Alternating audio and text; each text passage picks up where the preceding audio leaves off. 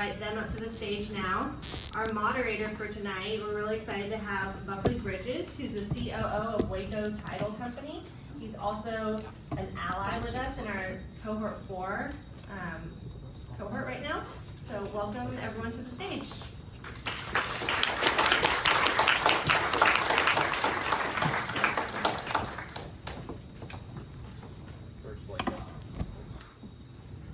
While you guys are sitting down, make sure that you've got your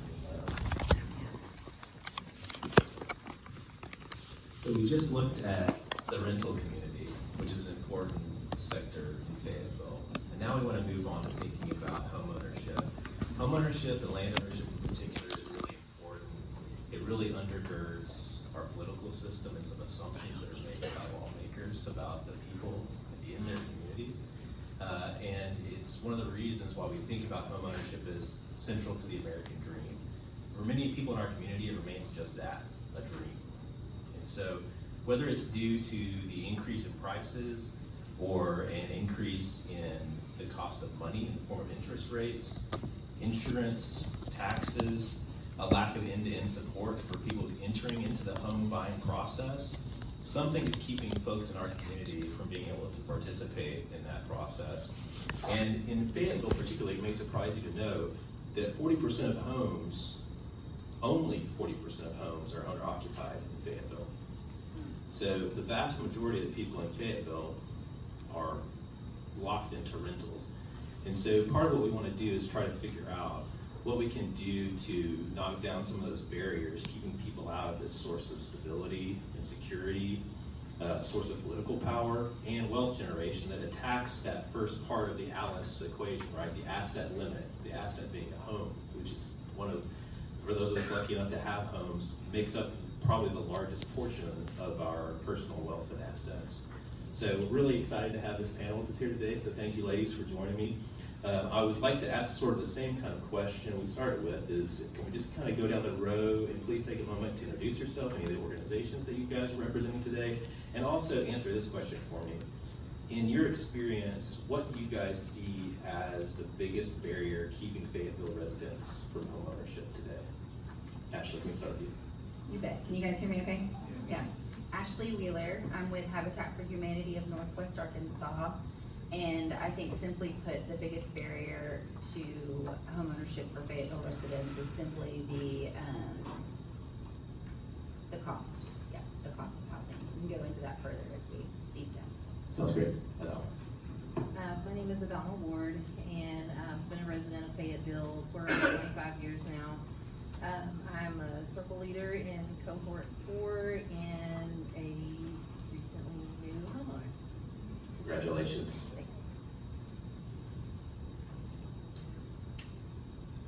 My name is Tenisha and I'm the CEO at Partners for Better Housing. We do partnerships and programming to create housing opportunities, and I'm going to say a barrier, which is something that probably no one's really talking about, is I would say the perspective of the potential homeowner, and just it's very scary for many individuals to enter into home ownership, and so just the lack of confidence, and you have to be very vulnerable to actually pursue home ownership. So I would say it's their mindset and just perspective on maybe all of the barriers that may keep them from wanting to even pursue home ownership.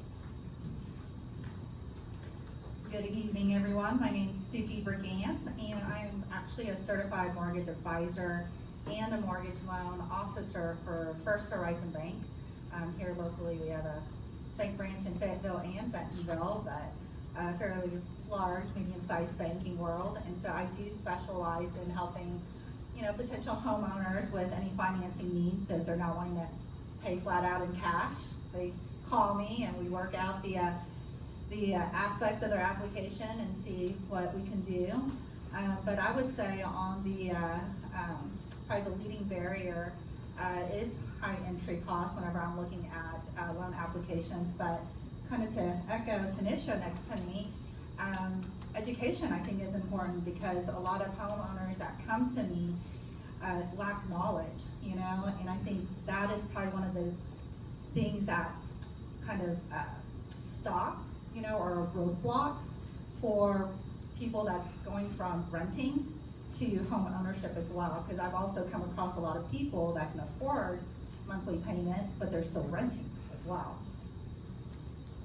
That's a great segue for me, so thank you. So, Adamma, let's start with you, because I think we want to just get straight to this question. What's the hardest part for the journey for you as you were transitioning from renting into home ownership?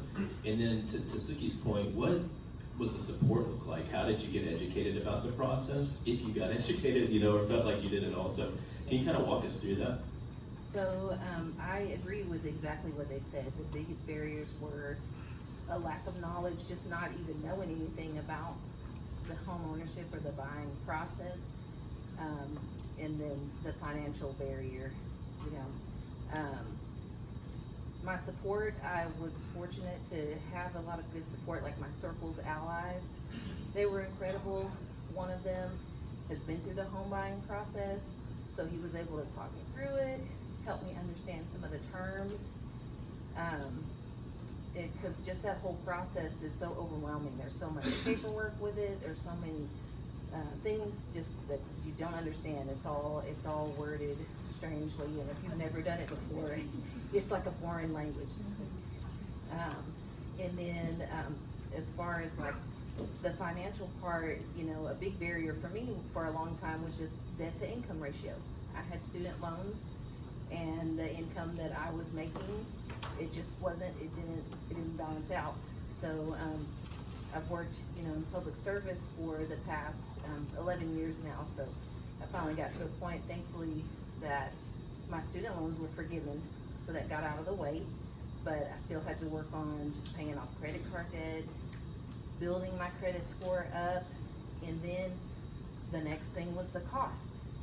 You know, even with the, like we use the FHA program for first time home buyer, but with the prices of housing, even that small percent still was a lot of cash to come up with. And thankfully, my husband, he just had invested a lot into his 401k over the last 5 years, so we were able to tap into that to get the money that we needed for the down payment. Otherwise, I don't know if we still wouldn't have been able to do it.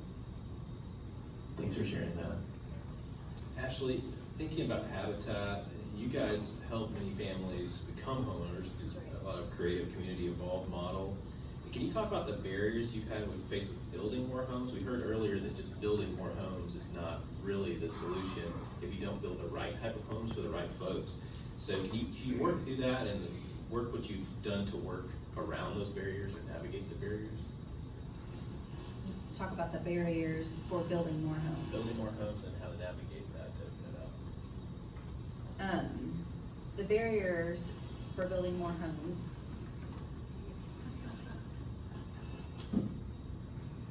Is that better? Okay. Do y'all hear that? Yeah. Okay, is that better?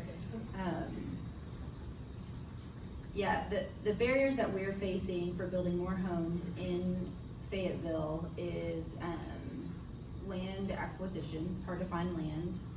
And then when we do find that land, it's difficult to develop the land to build on it, right? So the costs are high. And then did you also ask about what we're doing to get around that? Yeah, how do you Yeah. navigate those barriers? Yeah, so partnerships with the community, partnerships with the city. I still have a lot of ideas for how we can move barriers more quickly, but so far we've been successful with partnering with utility companies, partnering with community individuals and development partners to lower the cost of building. And I think Habitat's model is very successful in getting people together to lower those costs so that we can build more houses for people. I think that the model works, and I think that as we come across more land, or as we find more land to purchase, we'll be able to do that more often. There's a lot of other solutions, but that's the biggest barrier and solution we've found right now. Simply put, partnerships. Awesome. It comes back to community over and over again, so thank you all for being here.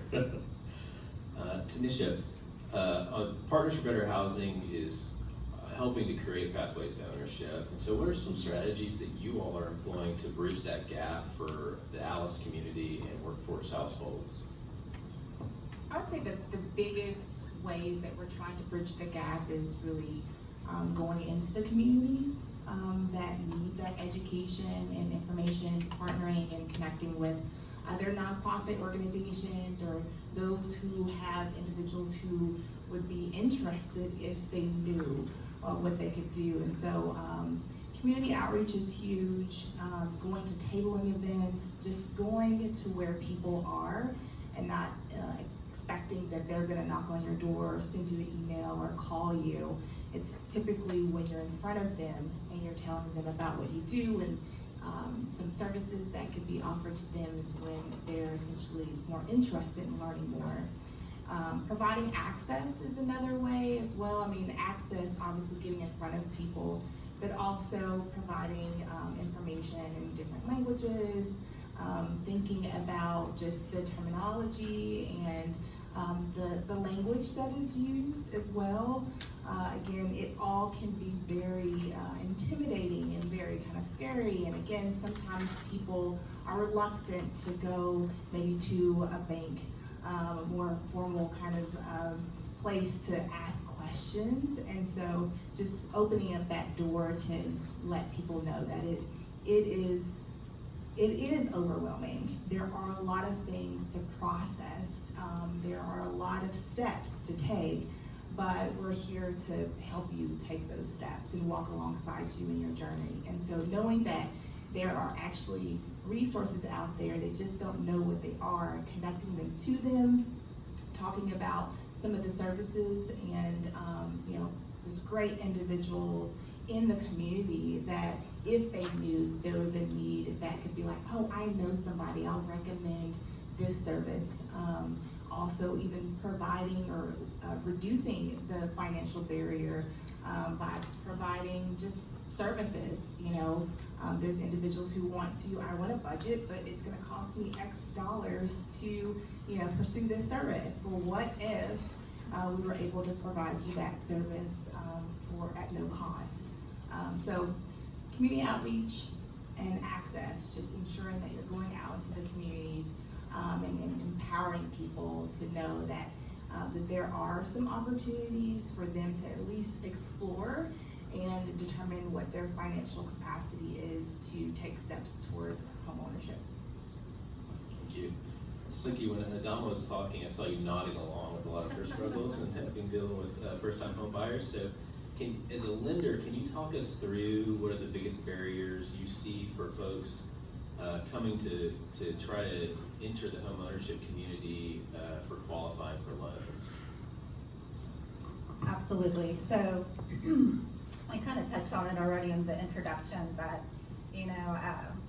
everything costs more these days. I think everybody's faced for the past few years with our GDP for the U.S.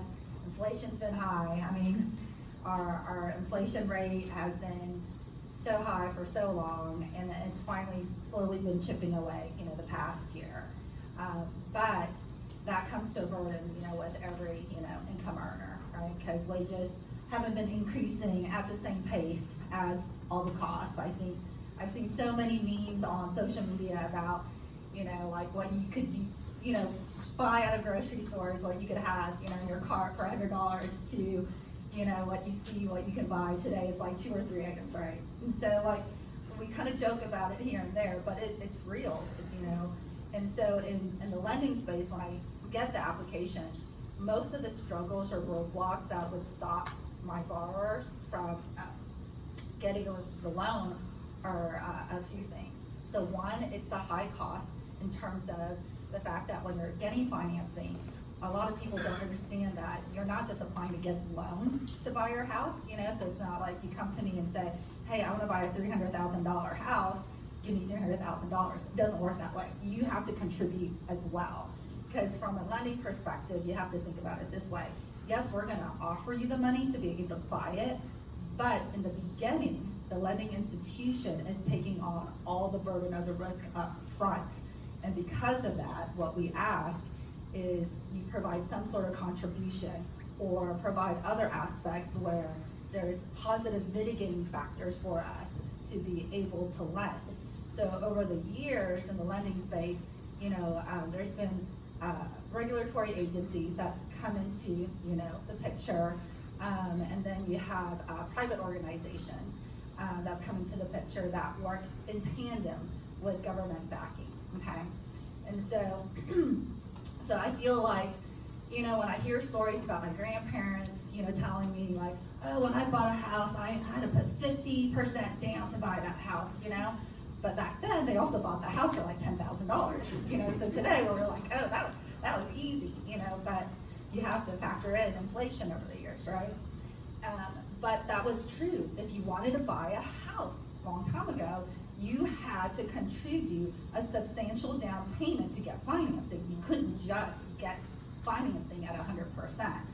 So over the years, though, there have been solutions to kind of help that, and the government kind of helped push some of these items.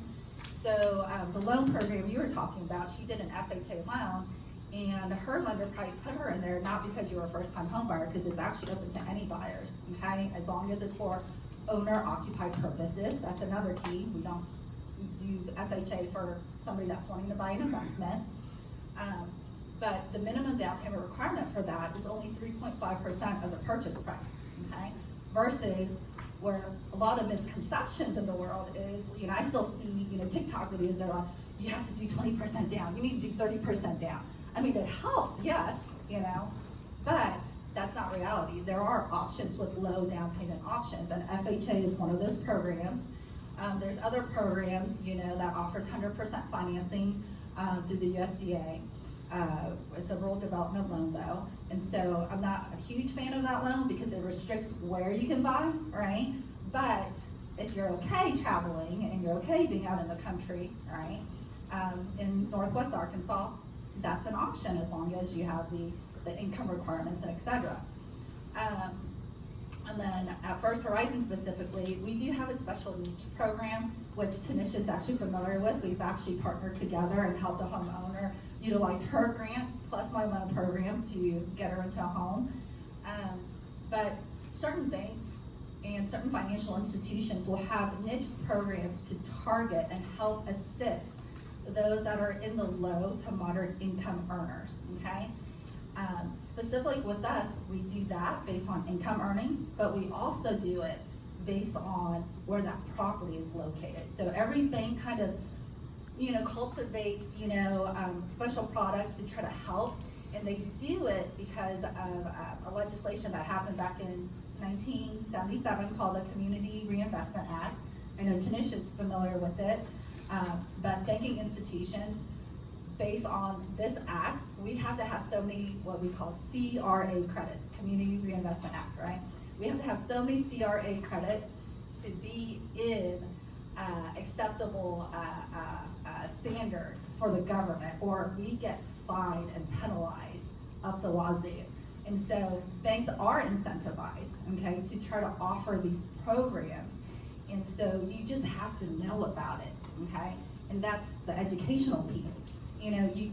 A lot of times, like, I hate to say it, but, I'm not gonna name the names, but they're advertised, they've got that spaceship, and they advertise like crazy, right? So most people, when they're buying a home, what do?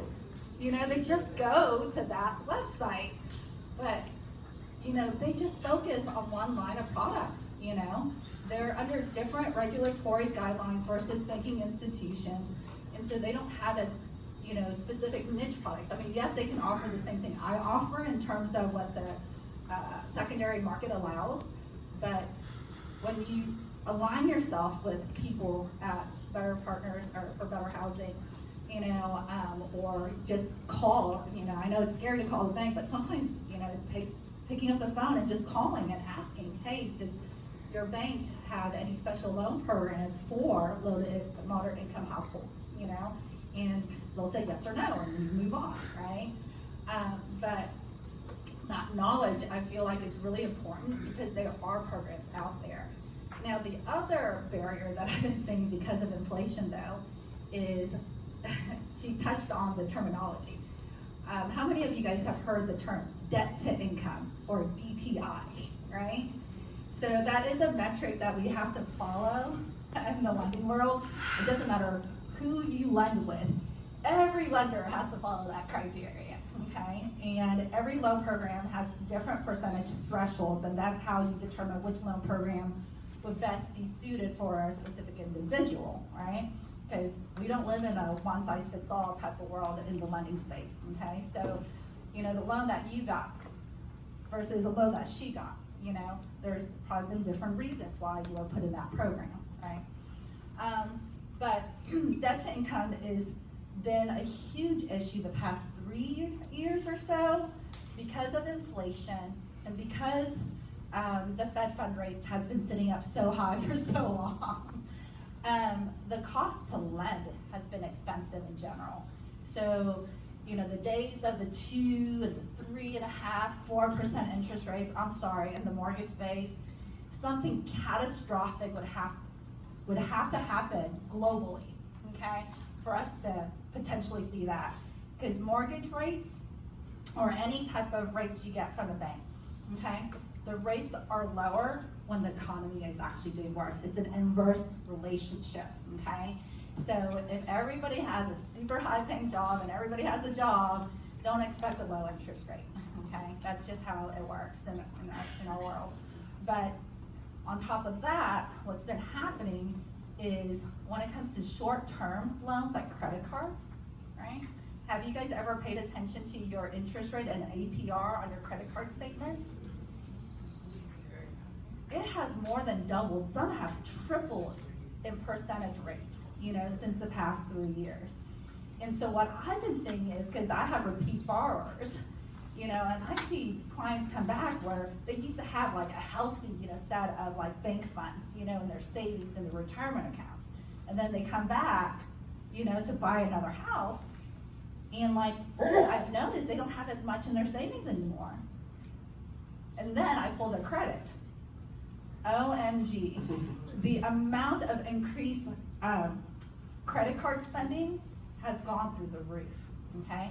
Then you talk about car loans have also skyrocketed, and those impact your debt to income ratio. So we, in the lending perspective, look at how much money does a borrower have, you know, and from that monthly income, how much of that can we allocate to these expenses? And that's what your debt to income ratio is. And dude, if you're spending $1,000 a month on a car payment, you know, and you just bought a car and then now you're coming to me to buy a house, that car payment's gonna kill you, okay? And so it's that educational piece also that's really important. Sorry, we got tech issues. Yeah, so Adamma, I see that there's a shepherd's crook coming out of the corner of my snaggy, but I would be remiss and a bad moderator if I didn't come back to you for this question, especially after Sooky worked us through those sort of challenges, right? And so you just navigated that. What kind of advice or encouragement can you give folks looking to make the leap from rental to first-time home buyer? I would say first, just know that you can do it. A lot of people just feel like, and I felt like that it just wasn't an option at all. And then I would say to really get informed, like she was saying, like look and see, research, ask people and find out what programs there are that could help. I would recommend shopping around with mortgage lenders. Like when I started out, I just applied with one online, not the one that she mentioned, but with one online. You know, and I just, like, it was just such an intimidating process that at first, like, I didn't even really feel like, you know, that I could talk to different banks, you know, and ask those questions. So I would say ask questions and ask questions and ask questions until you can understand it, because it's just, there is so much to it. And then, yeah, that's the main thing, just getting informed. Also on what you need financially. So just like knowing like where your credit has to be at, or like the debt to income, knowing all of those things before you go into the process will be really helpful. A lot of it I didn't start learning until I started trying, so it kind of just made the process long, was longer. Well, thank you all for coming up here and having this conversation with me. We've heard tonight a lot about barriers of homeownership, and they're really real, as you can tell. There's a lot of challenges, it's a complex process, but there's also creative solutions and people committed to working to change that. And so as a reminder, the vision statement for this topic is that Fayetteville residents have access to multiple pathways to sustainable homeownership that support economic security and build long-term wealth. Thank you all.